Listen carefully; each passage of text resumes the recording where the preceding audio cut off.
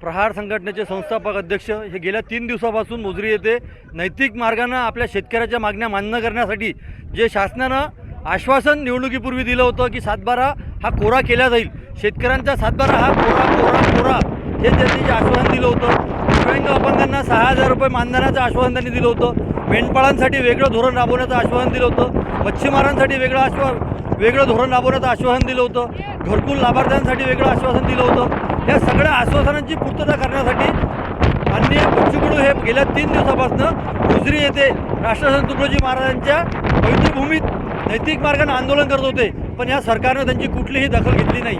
जर या सरकारला आमच्या शेतकऱ्यांच्या मागणं मान्य करण्यासाठी आमच्या प्राणाची आहुती द्यायची असेल, प्राणाची आहुती जर लागत असेल तर ती आम्ही द्यायसाठी तयार आहे.